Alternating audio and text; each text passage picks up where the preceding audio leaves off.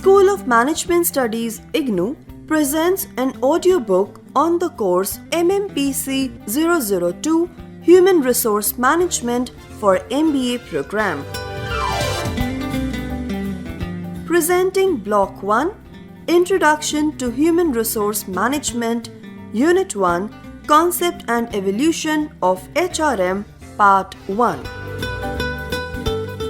Learners, in Part 1, we will discuss Introduction, what is HRM, evolution of HRM, and objectives of HRM.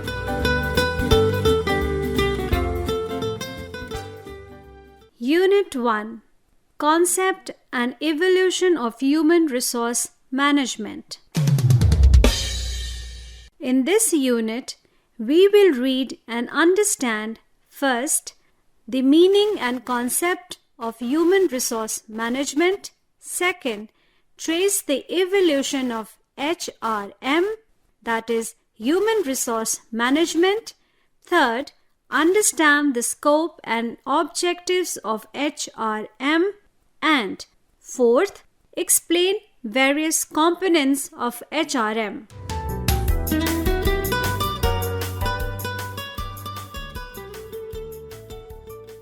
Introduction.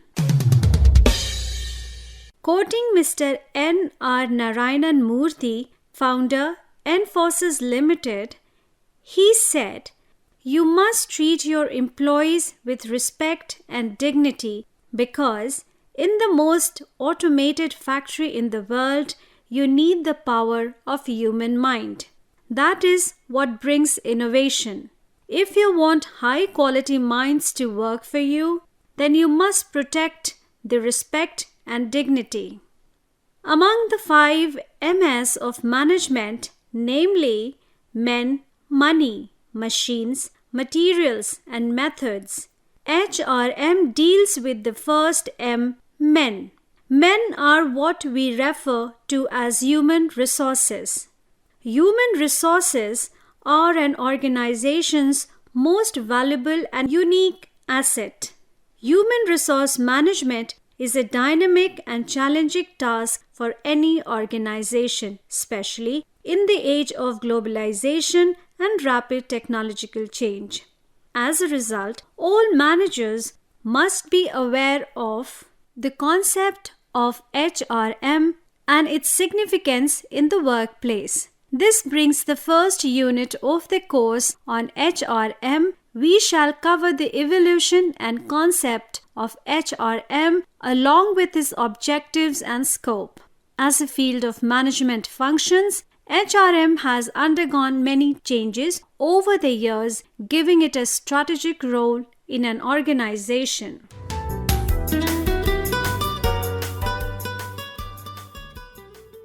What is HRM?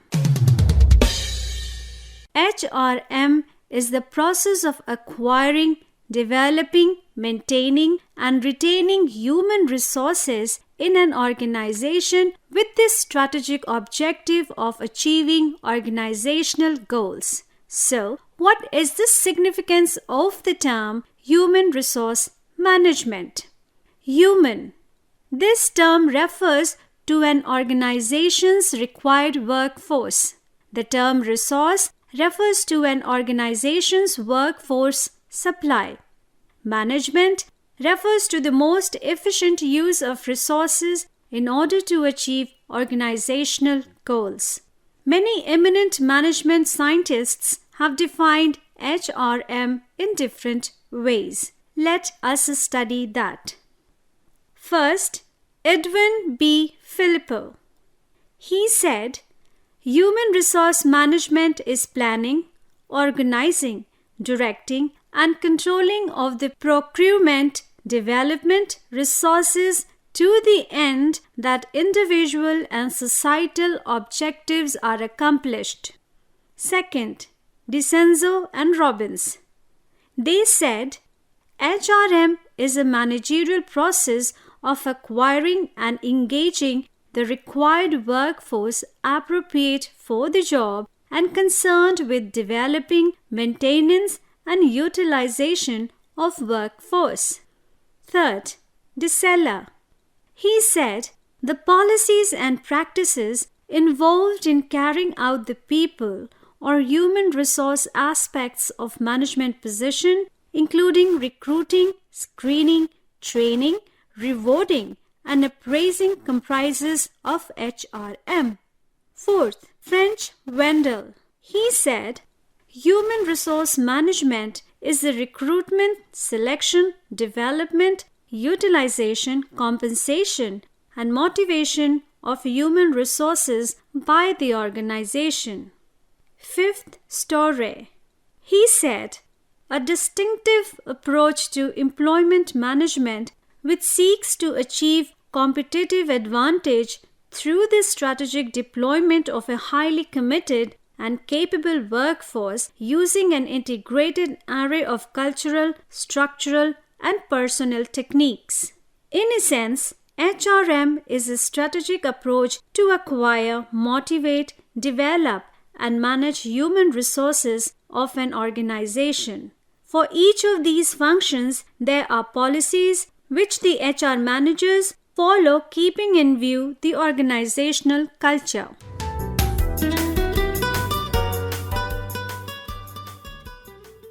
Evolution of HRM. HRM has evolved from the personnel management. Going back to the roots of evolution of personnel management, the contributions of psychologists and management experts such as Elton Mayo, F. W. Taylor, and Robert Owen play a significant role. Elton Mayo was the founder of the human relations movement in the 1920s. In the famous Hawthorne study, he measured the relationship between productivity and the work environment. He emphasized the influence of human relations on worker productivity. Similarly, Robert Owen is considered to be the creator and initiator of reforms introduced for workers. He introduced the principle of 8 hours work per day. Owen recognized the importance of improving working conditions in the workplace and its impact on worker productivity and efficiency. Also, worth mentioning is the contribution of Frederick W. Taylor. Taylor has developed a differentiated compensation system that rewards employees with higher performance levels that are still used in the company. He promoted scientific management through 4 principles. First, evaluate a task by dissecting its components. Second, select employees that had appropriate skills for a task. Third, provide workers with inventives and training to do a task. Fourth, use science to plan how workers perform their jobs. Human resources approach. However, at some stage in early 60s, the pet milk principle, advocating that happy workers are productive workers or happy cows provide extra milk, of human relationists have been largely rejected. Recognizing the truth that workers are unique in their personal way, having individual needs, every employee is a unique and surprisingly individual wishes. It was considered that each worker is a completely unique and highly complex character with exceptional desires and values. What motivates one worker won't encourage any other, and being satisfied or feeling appropriate may additionally have very little effect on the productiveness of positive personnel. Slowly, however steadily, the trend closer to treating employees as resources or assets emerged. The contribution of behavioral science to management practice consists primarily of producing new insights in place of new strategies. It has advanced and extended right into a useful way of thinking about the position of the supervisor, the nature of businesses, and the behavior of an individual inside and business enterprise. Let us look into these trends more closely by examining the transformation of personnel management to HRM from one stage to another by understanding its differences and stages of development. Stages of development of HRM. Modern concept of HRM has developed through the following stages. First, the commodity concept. Before Industrial Revolution, the guild system was the beginning of personnel management. Guild was a closely knit group concerned with selecting, training, rewarding, and maintaining workers. Labor began to be considered a commodity to be bought and sold. Second, the factor of production concept. Employees were considered a factor of production just like land, materials, machinery. Taylor's scientific management stressed proper selection and training of employees so as to maximize productivity. Third, the paternalistic concept. Employees organized together on the basis of their common interest and formed trade unions to improve. Also, employers began to provide schemes to workers. Employers assured a fatherly and protective attitude towards their employees. Fourth, the humanitarian concept. It is based on the belief that employees had certain inalienable rights as human beings and it is the duty of the employer to protect. Rather, social and psychological satisfaction was equally important in human problems of workplace. This is also known as Hawthorne experiments of Douglas MacGregor also generated considerable interest human relations concept. Fifth, the behavioral human resource concept. It aimed at analyzing and understanding human behavior in organization, motivation, group dynamics, organizational climate, organizational conflict, etc. became popular under this concept. Employees began to be considered as valuable assets of an organization. Efforts were made to integrate employee with the organization so that organizational goals and employees' aspirations could be achieved simultaneously. Focus shifted towards management practices like two-way communication, management by objectives, role of informal groups, quality circles, etc. Sixth, the emerging concept. Now employers are considered as partners in industry. They are given share in companies' stock membership. Slowly and steadily, HRM is emerging as a discipline.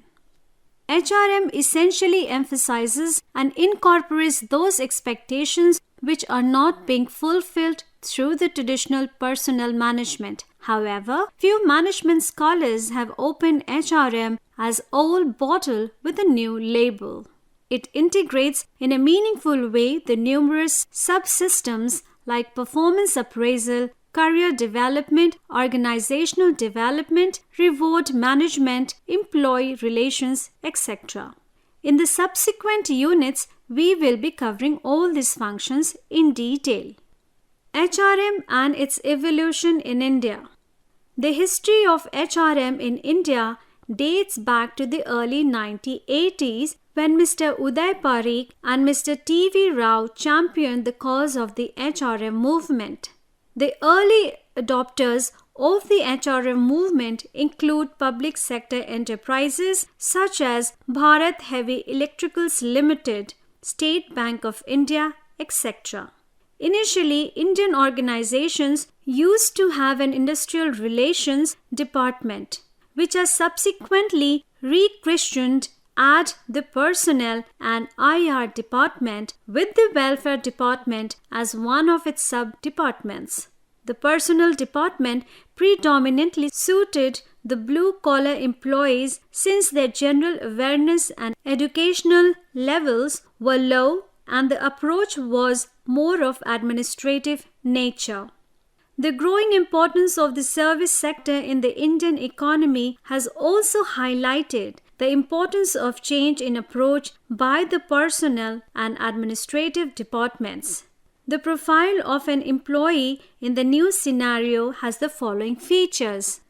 First, employees are mostly in their mid-20s or early 30s. Second, all employees are educated and their level of general awareness is high. Third, employees are more committed to the profession than to the organization. Fourth, the rates of attrition and the level of mobility of employees among the organizations are high.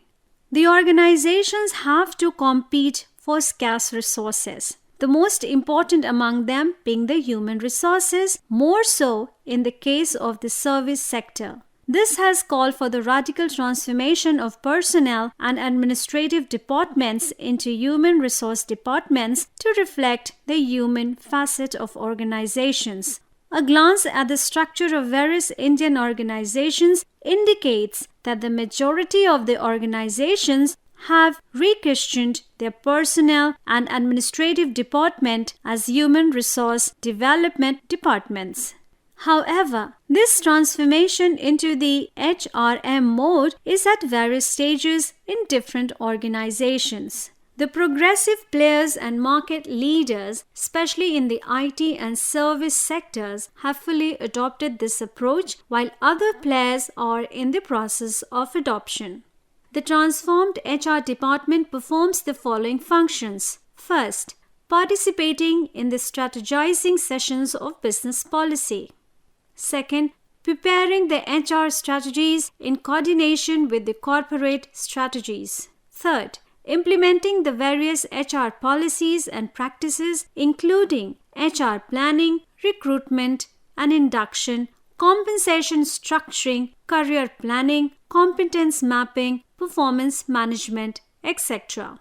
Overall, the HR department has outgrown its mere functional role and has come to assume the responsibility of building the brand for all company to attract the best available talent in the market and also to retain the existing talent. This helps in reducing the recruitment cost and the replacement cost apart from reducing the attrition rates, which helps the organization to complete its projects in time.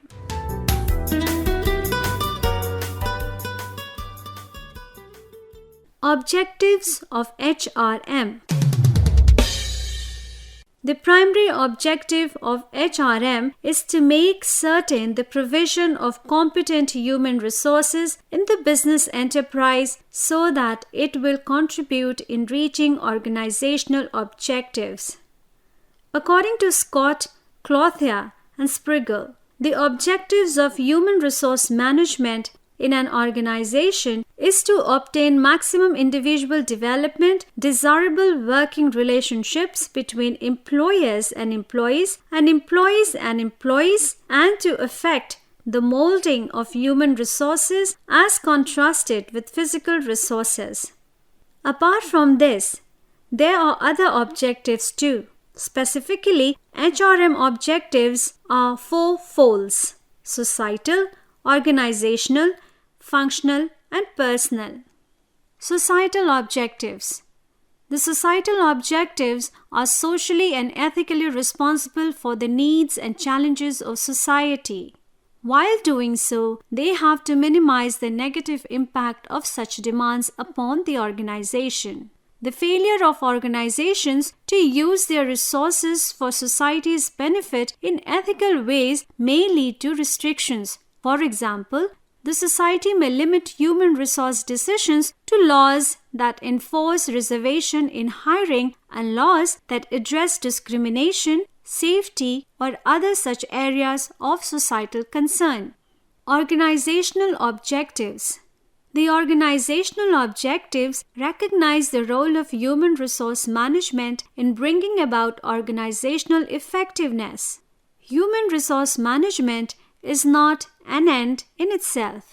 It is only a means to assist the organization with its primary objectives.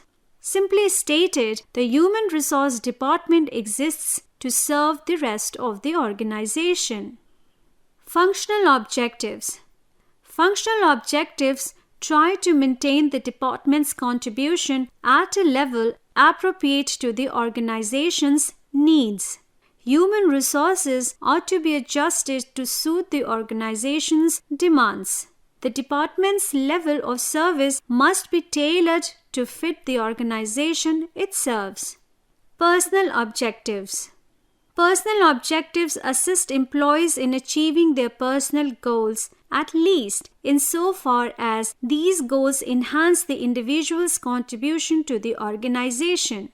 Personal objectives of employees must be met if they are to be maintained, retained, and motivated. Otherwise, employee performance and satisfaction may decline, giving rise to employee turnover.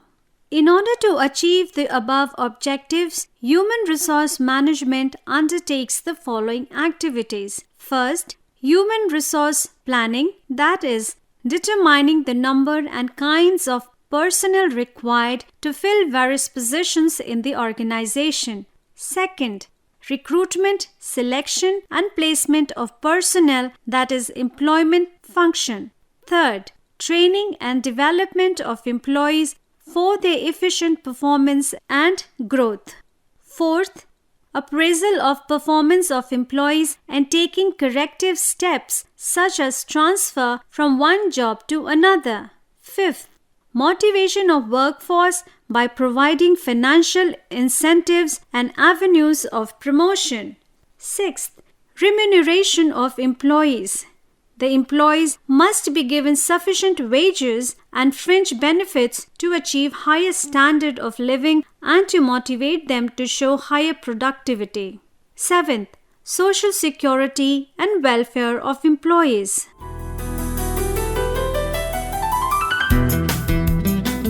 You are listening to audiobook by School of Management Studies IGNOU for MBA program.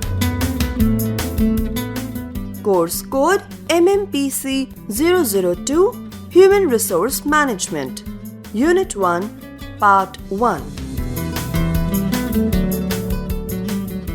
Course Coordinator Professor Neeti Agrawal from School of Management Studies IGNOU.